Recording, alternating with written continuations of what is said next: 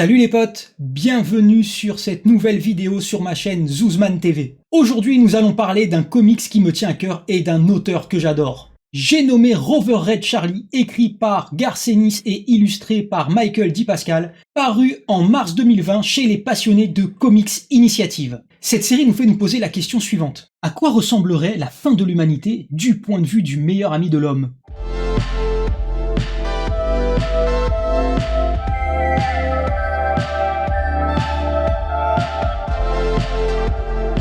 Rover Red Charlie est donc un comics paru à l'origine sous forme de mini-série en 2014 et imaginé par le grand Garth Ennis. Tu connais pas Garth Ennis ?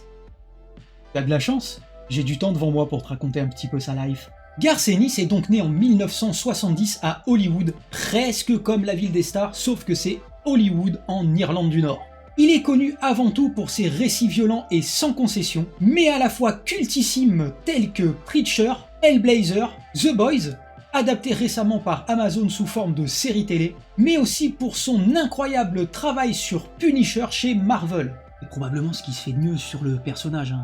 Si tu connais pas, fonce l'acheter direct. Même s'il n'est pas connu pour prendre des pincettes, on peut malgré tout saluer la cohérence de ses univers et la qualité d'écriture de ses personnages. En fait, son nom est tellement devenu gage de qualité que dès que je vois son nom écrit sur la couverture de n'importe quel comics, je l'achète direct. Il est accompagné au dessin sur Rover Red Charlie de Michael Di Pasquale, artiste connu avant tout pour ses diverses illustrations chez différents éditeurs. Mais il a aussi œuvré en tant qu'artiste principal sur Cinema Purgatorio.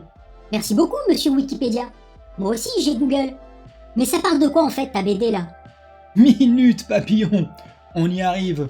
On ne sait ni pourquoi ni comment, mais les humains sont devenus fous et ont commencé à s'entretuer, et la majorité d'entre eux a disparu. On se retrouve donc en compagnie de Rover, un basset bien éduqué, de Red, un setter anglais gentil mais un petit peu teubé, on va pas se mentir, et enfin de Charlie, chien d'aveugle entièrement dévoué à son maître. Se retrouvant sans nourrisseur, les humains en langage de chien, et en proie à la panique, ils décident de traverser les États-Unis en quête de nouveaux maîtres, qui, paraît-il, vivent près du Grand Plouf.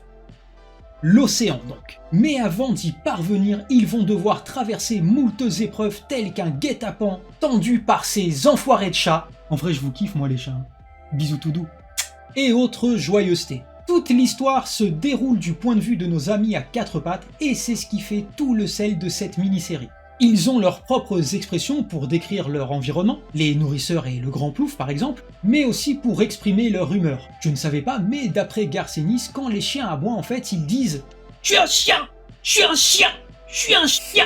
Et bien entendu, les humains ont un langage complètement incompréhensible de leur point de vue. Même si au début on rigole pas mal de la situation malgré la violence gratuite environnante, un classique chez Ennis, et par l'originalité des situations, on finit par prendre en pitié ces animaux sans maître, errants sans réel but et inadaptés à la vie sauvage. Et c'est le réel tour de force réalisé par Garth Ennis sur cette série. Rendre crédibles les sentiments de ces animaux perdus, dont le seul but est de trouver de nouveaux maîtres, eux qui n'ont jamais eu de but autre que celui de les rendre heureux. Mais aussi parce qu'en contrepartie ils recevaient de la bouffe, hein, on va pas se mentir. On est inquiet pour eux lorsqu'ils sont en danger, et on ressent de vives émotions face à leur détresse et à leur courage. Ces aventuriers à quatre pattes nous guident à travers leur aventure canine riche en rebondissements pour un épilogue incroyablement humaniste derrière cette histoire de chien. L'autre acteur de cette réussite n'est autre que Michael Di Pasquale qui arrive à donner vie à cette aventure à hauteur d'animal, en dotant les animaux d'expressions plus vraies que nature et de regards d'une expressivité incroyable qui vous donnera parfois des frissons. De plus, la mise en couleur à la peinture est magnifique et on a parfois l'impression d'être en face de cartes postales à l'ancienne. Il est également très à l'aise dans l'expression de la violence graphique et de ce point de vue, je conseillerais ce comics avant tout aux adultes ou à un adolescent plutôt mature. J'en viens en tout cas à regretter que Di Pasquale ne soit pas plus actif en tant que dessinateur attitré sur une série régulière. Pour l'édition en elle-même, les amateurs de Comics Initiative seront en terrain connu. Derrière cette couverture souple qui peut faire flipper, moi j'ai toujours un petit peu peur quand je vois des comics en souple, se cache en fait une qualité de fabrication à toute épreuve. Aucun risque de voir une quelconque page se décoller. Le papier de type glacé met en valeur les dessins de 10 Pascal sans jamais en dénaturer les couleurs. Et comme d'habitude, la qualité des bonus chez Comics Initiative est à la hauteur de leur réputation. Ici, l'éditeur ne se contente pas de vous fournir quelques croquis ou autres couvertures alternatives, non non monsieur. Vous aurez droit à un entretien exclusif avec Garcenis, ainsi qu'avec l'artiste. En plus de cela, vous aurez même droit à un extrait du scénario et les différentes étapes de sa mise en image. Et le truc le plus classe que t'aies jamais vu de ta life,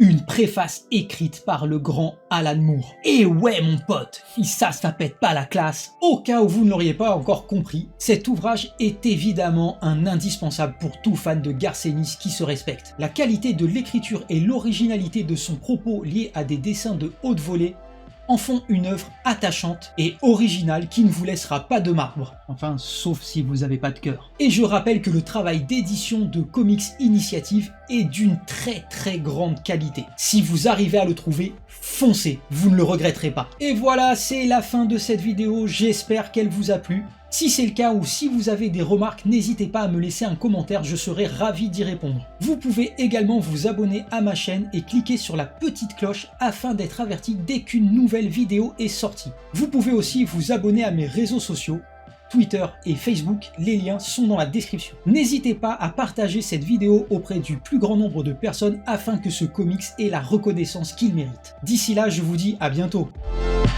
Ciao les potes!